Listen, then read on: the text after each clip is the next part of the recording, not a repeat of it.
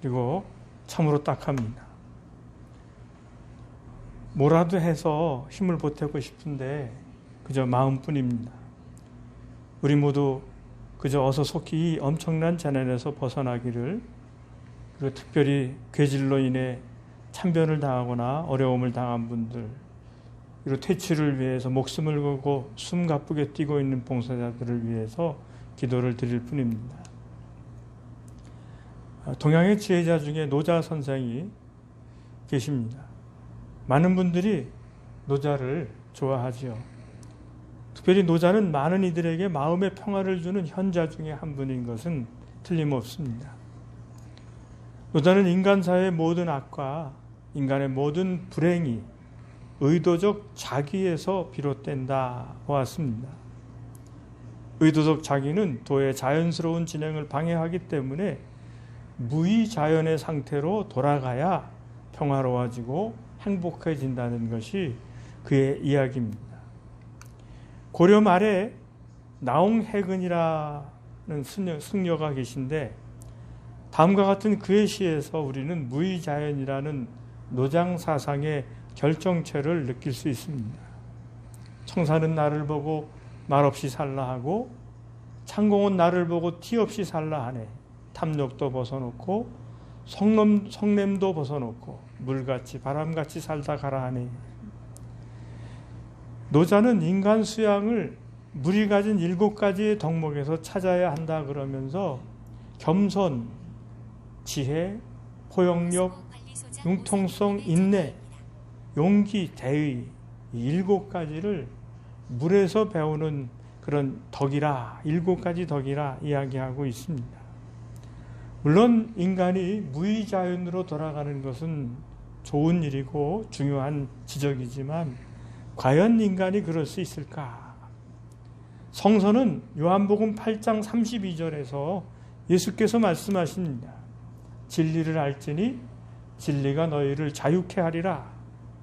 Then you will know the truth, and the truth will set you free. 우리 주 예수 그리스도를 믿으라. 믿으면 진리가 우리를 깨우치게 할 것이고 자유하게 할 것이다 라고 말씀하고 있습니다. 우리 주님을 믿으면 우리의 모순과 한계와 부덕과 욕렬과 방탕을 쳐서 깨우치게 하고 믿어서 믿음에 이르게 하는 그 진리로 참 자유인으로 살게 한다는 것입니다. 오늘 이 말씀을 통해서 함께 본문 말씀을 중심으로 사순절 4번째 주일 말씀을 은혜로 나누겠습니다. 첫 번째는 우리 주님은 참 목자 되십니다. 인생을 살다 보면 여러 가지 어려운 일을 만납니다. 마치 산에 올라가다가 음침한 골짜기로 굴러 떨어지는 것 같은 체험 말입니다. 동서남북 사방이 아득한 골짜기를 걸어간다는 것을 우리가 일깨우게 하고, 그야말로 탁월한 시인이었던 다윗도 사망의 음침한 골짜기라는 표현을 썼습니다. 노자 선생의 이야기처럼 인간사의 모든 악과 인간의 모든 불행이 의도적 자기에서 비롯되는데, 이런 사망의 음침한 골짜기는 결국 이런 의도적 자기에서 비롯된 것이라. 잘못된 탐구, 방향을 잃은 억지, 나 혼자만 잘 살겠다는 욕심의 결과가 이런 재난과 재앙을 가져왔다는 것입니다. 결국 이것을 해결하는 방법은 극단의 처방입니다. 뭉치면 죽고 흩어지면 산다. 사실은 뭉치면 살고 흩어지면 죽는다라는 말을 바꾼 것이죠. 창세기 11장 1절부터 9절에 바벨탑 사건 이야기가 나옵니다. 바벨로니아 사람들은 견고한 도시와 산 꼭대기가 하늘에 닿는 탑을 쌓음으로 이름을 떨치려고 했고, 하나님을 위해 하나님보다 높은 위치에 서려고 했습니다. 그때 하나님은 그들에게 말을 흩으심으로 더 이상 서로의 말을 알아듣지 못하게 해서 그 일을 막았던 것입니다. 그 탑은 완성되지 못했고 사람들은 온 땅에 흩어집니다. 이제는 우리로 사망의 음침한 골짜기로 다니게 함으로 참 목자 되신 하나님께로 돌아오라 하시면서 이번 일을 계기를 통해서 뭉치면 죽고 흩어지면 산다. 바벨탑 교훈의 이야기를 다시 한번 떠올리게 합니다. 참담한 재난, 재앙, 위기, 공포, 그야말로 사망의 음침한 골짜기입니다. 전혀 손쓸 수 없는 상황에서 대통령과 나라가 대책을 세우지만 미봉책일 뿐입니다. 이 재난과 재앙이 빨리 지나가는 길밖에 없다는 것을 모두가 감지하고 있습니다. 전혀 생각지도 못했고 누구도 예측하지 않은 경기 침체, 괴질로 인한 격리, 확진, 폐쇄, 파산, 실직, 돌연한 죽음, 불신과 원망, 텅 빈 거리. 무엇보다도 하나님에 대해서 원망하거나 의심할 수 있습니다. 와임이 하나님 왜 하필이면 접니까? 하나님 제가 뭘 잘못했다고 하필이면 이러한 가혹한 일을 저에게 내리신단 말입니까? 하소연할 수 있습니다. 하지만 우리가 사망의 음침한 골짜기를 다닐지라도 주님은 여전히 고통과 좌절의 시험의 두려움 속에 우리를 함께 하신다. 우리와 함께 하신다고 말씀합니다. 시편 23편 4절 말씀처럼 내가 사망의 음침한 골짜기를 다닐지라도 해받음을 두려워하지 않을 것은 주께서 나와 함께 하심이라. 주의 지팡이와 막대기가 나를 안위하시나이다. 정신과 의사였던 김정일 선생은 가장 사랑하는 사람이 가장 아프게 한다라는 말을 쓰고 있습니다. 구약성서 욥에 보시면 욥이 말할 수 없는 고난을 겪을 때 가장 아껴주어야 할 욥의 아내가 독서를 퍼부었습니다. 당신이 믿는 하나님을 욕하고 죽으라. 속된 말로 하나님을 저주하고 죽으라는 그런 저주였습니다. 골짜기 중에서 가장 험한 골짜기는 사람 관계에서부터 오는 골짜기일 것입니다. 하지만 이런 갈등의 골짜기를 지나간다 할지라도 하나님은 여전히 우리와 함께 하십니다. 사회적 거리라. 사회적 거리는 함께 더불어 위기를 극복하는데 함께 더불어라는 말과 함께 정신적 연대 그리고 정신적 유대, 올바른 이성과 관심을 가지고 절제되고 통제된 사랑을 통해서 위기를 극복하자 하는 말입니다. 현대의 심리치료는 프로이트의 심층 심리학에서 출발한다고 합니다. 프로이트의 정신분석학 심리치료만으로는 치료가 쉽지 않아서 의사인 김정일 선생은 아하 프로이트라는 책에서 차라리 신부님이나 목사님이나 스님처럼 어떤 덕담이나 말씀이 훨씬 더 새로운 삶으로 나아가게 할 것이다. 이런 말을 하고 있습니다. 심리치료는 합리적이지만 그 길이 너무 멀고 어렵기 때문에 신앙을 통해 접근하는 방법이 옳다라는 얘기죠. 그러면서 하는 말이 높은 자안을 만나게 되면 순식간에 차가운 응어리가 녹아지는 것을 느끼게 된다. 이런 말을 합니다. 높은 자. 사람의 상부 무의식에는 심미적, 윤리적, 영성적 요소들이 있는데 이 꼭대기에 높은 자. 우리말로 하면 하나님 신앙, 우리 주님을 믿는 믿음이 있다는 것이죠. 믿음으로 하부 무의식, 의심, 질투, 폭력, 비난 등등의 수많은 하부 인격들을 보게 되면 그때 비로소 변화와 치유가 일어난다고 하는 것입니다. 보다 높은 자아의 의식에서 이런 하부 인격들을 바라볼 때 비로소 그 속성들이 보이고 변화와 치유가 일어난다는 것입니다. 문제는 어떻게 상부 무의식 속에 존재하는 보다 높은 자아를 깨닫고 인식하고 믿고 나아가느냐 하는 것입니다. 이를 위해 기도하는 것이고 이를 위해 말씀을 묵상하고 이를 위해 우리가 신앙생활하면서 보다 더 높은 깊은 영성과 그리고 높은 하나님의 뜻을 깨닫고 나아가게 되는 것이라 하는 것입니다. 두 번째로 와이미에서 와이미로 나아가자. 왜 저지요? 저는 자격도 인격도 가진 것도 학벌도 아닌 모두가 부족할 뿐입니다. 제가 감당할 수 있을까요? 방사능을 함유한 라듐을 발견해서 여성 최초로 노벨 물리학상을 받은 마르 큐리 부인이 있습니다. 하지만 마리는 어려서부터 늘 그늘질 인생을 살았다고 합니다. 왜냐하면 어려서부터 철이 들 때까지 친어머니의 사랑을 한 번도 느껴본 적이 없었다고 합니다. 그런데 마리가 그 이유를 알게 된 것은 어머니가 돌아가신 다음이었습니다. 딸을 사랑하지 않아서가 아니라 일생 동안 폐결핵을 앓고 있었기 때문이랍니다. 그래서 혹시라도 사랑하는 딸에게 폐병을 옮길까 봐 깊은 정을 주지 못했던 것입니다. 로마서 8장 38절 39절에서 사도 바울은 말씀합니다. 내가 확신하노니 사망이나 생명이나 천사들이나 권세자들이나 현재일이나 장래일이나 능력이나 높임이나 깊음이나 다른 어떤 피조물이라도 우리 주 그리스도 예수 안에 있는 하나님의 사랑에서 끊을 수 없으리라. 때로 우리가 감당하기 어려운 가혹한 시련을 당할 때 우리는 Why me? 하나님 왜 하필이면 나란 말입니까? 울부짖습니다. 그런데 하나님의 은혜를 깨닫게 되면서 우리 질문이 바뀝니다. Why me? 하나님 저 같은 죄인이 과연 무슨 자격이 있다고 또 한 번의 기회를 주십니까? 첫 번째 Why me가 사형 선고를 받는 것에 대한 항의였다면 두 번째 Why me는 왜 하나님 저 같은 죄인에게 분에 넘치는 은혜를 베푸셔서 살려주시는 겁니까? 라는 은혜와 감사의 외침입니다. 본문에 보면 예수님의 제자들이 나면서 소경된 사람이 누구의 죄 때문에 이렇게 되었느냐고 묻습니다. 유대인들은 인과응보적 사고를 가졌기 때문에 누군가 시련을 당하면 반드시 조상이나 그리고 자신의 탓을 했던 것을 알 수가 있습니다.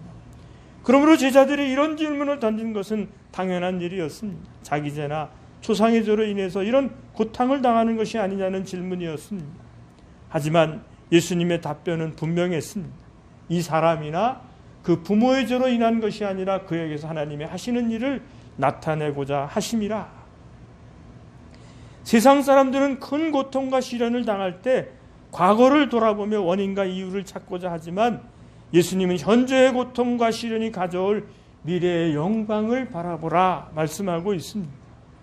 분명한 것은 예수를 믿는 그리스도, 독실한 그리스도인들도 큰 시련을 당할 수 있고 재난 위기에 던져질 수 있습니다. 고난당하는 사람이 우리보다 죄가 많아서 불치병에 걸리고 사고를 당하고 실패하는 것이 아니라 우리도 그럴 수 있다는 것입니다. 그러므로 우리 그리스도인들에게 중요한 것은 고통과 시련의 반응입니다.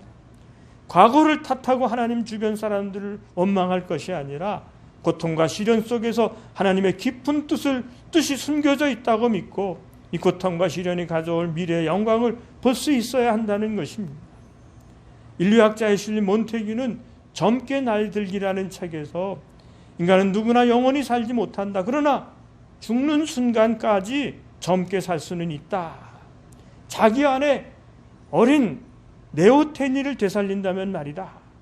그래서 네오테니를 강조한 사람들은 나이는 숫자일 뿐이고 정신적으로 평생 젊은이로 살 수 있다고 말합니다. 네오테니, 유형성숙이라는 것입니다. 어릴 때 형태를 그대로 간직한 채 성숙하게 사는 것입니다. 성숙한 성인이 되어서도 아동기의 순전한 감성과 의식을 가지고 어른을 산다는 것이죠. 대부분 창조적인 인물들과 행복한 삶을 사는 사람들이 네오테니적 성격을 지닌 사람들입니다.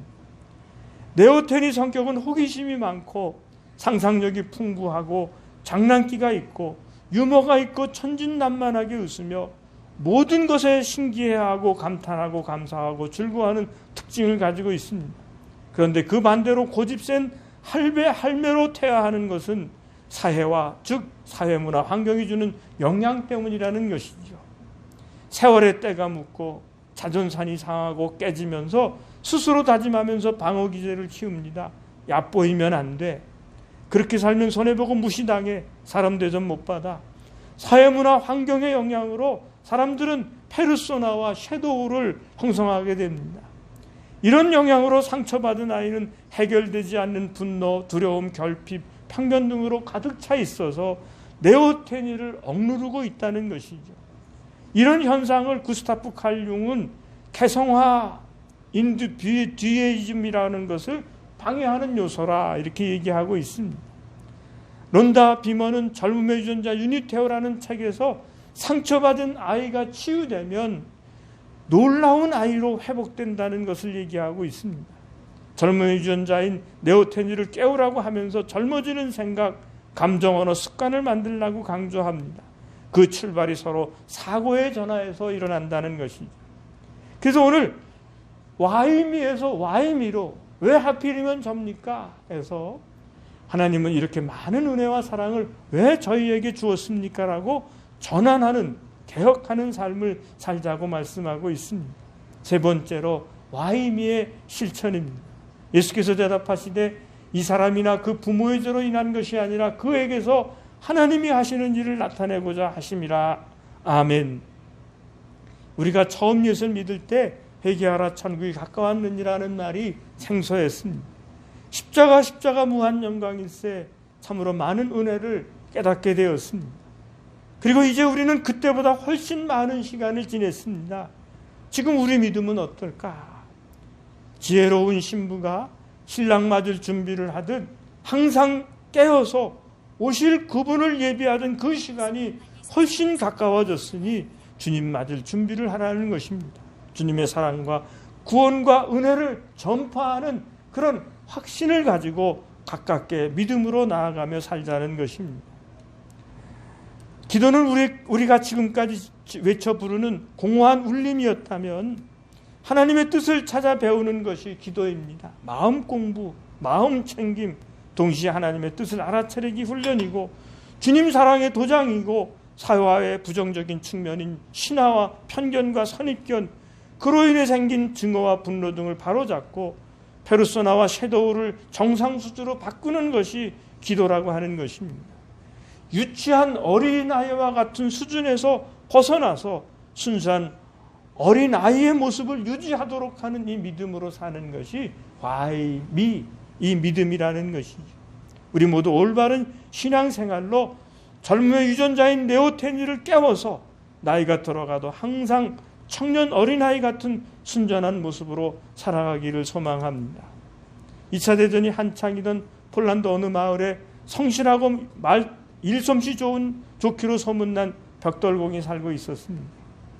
어느 날 마을 밖 벌판에 커다란 건물을 짓는다는 공고가 붙었고 벽돌공은 다음 날부터 건축 현장에서 일하게 됐습니다. 오랜만에 얻은 일자리인지라 벽돌공은 기쁜 마음으로 매일 아침 제일 먼저 출근해서 일을 시작하고 열심히 일을 했습니다. 게으름 피우는 사람도 있었지만 열심히 일을 했습니다. 그로 인해 벽돌공이 맡은 구역보다 다른 구역보다 빠르게 진행됐습니다. 열심히 일한 덕분에 표창장도 받고 그리고 나름 뿌듯한 마음으로 돌아서게 됐습니다. 돌아서면서 건물을 지켜봤더니 그 건물은 아우슈비츠 수용소라. 만일 이 벽돌공이 자신이 지은 건물이 유태인들을 집단으로 수용해 이들을 죽이는 죽임의 수용소라는 걸 알았더라면 그는 그렇게 열심히 일하지 않았을 것입니다. 아니 굶어 죽는 일이 있더라도 도망가 다른 일을 찾고 가난하더라도 보람된 일을 했을 것입니다. 우리는 인생을 살아가면서 자신이 하고 있는 일이 때때로는 자신의 의도와 전혀 다른 방향으로 흘러갈 수 있다는 것을 알고 있습니다. 원인이 무엇인지, 조상의 죄인지 부모의 찬스인지 그냥 살아냈고 열심히 살았습니다. 얼마나 많은 사람이 삶 자체를 거스려 원인을 분석하고 뒷걸음질 치며 환경과 여건을 살피는지 모릅니다. 그런데 주님은 오늘 우리의 모든 사고, 철학, 신념 체계를 바꾸라 말씀합니다. 왜 하필이면 저입니까 하는 삶에서 감사하고 저 같은 죄인에게 어찌 이런 감당할 수 없는 은혜를 베푸시는지요. 그저 숨쉬고 살아있는 삶에 감사하는 삶을 이제라도 새롭게 살아나가자 말씀하고 있습니다. 마지막으로 천국에 일꾼 하나님의 정권 대사입니다. 우리나라 카이스트 대학의 이승섭 교수는 카이스트 대학 입학처장 업무를 수행하면서 깊은 고민이 생겼습니다. 카이스트 대학의 합격수 상당수가 서울대와 서울대 의과대학 또 고려대 의과대학 연대 합격생이라는 것을 알게 됐습니다. 어떻게 하면 카이스트 대학으로 남게 할 것인가? 그래서 두 가지를 생각했습니다. 공부 잘하는 학생보다 잘할 학생을 선발하자. 둘째는 노하우에서 노웨어로 학생들을 선별하자. 어려운 일을 잘 풀어내는 학생이 아니라 좋은 정보를 찾아내서 잘 적용하는 학생을 찾자. 달리기 경주에서 100등을 하고 있는 선수가 어느 순간 20등 안에도 들고 심지어 10등도 하는 모습이 있지만 기쁨의 환호성을 외치게 되고 잠시 처음 서본 맨 앞줄에서 어디로 가야 할지 어쩔 줄 모르고 있는 우리 모습을 찾고 발견하자는 것입니다. 신앙생활에서 분명 코페르니쿠스 같은 지동설 같은 혁신적인 신앙의 변화가 우리에게도 일어나야 합니다. 율법과 믿음이 왜곡되고 전도되는 일이 없도록 교회 지도자는 정황에 맞는 삶을 살도록 이끌어내야 할 것입니다. 그래서 이 말씀을 통해서 우리가 왜 화이미에서 화이미로 전환하는 믿음, 하나님 왜 하필이면 접니까 해서 하나님은 저 같은 죄인에게 이런 한량없는 은혜를 베푸셨습니까로 반문하고 그리고 다시 새새기고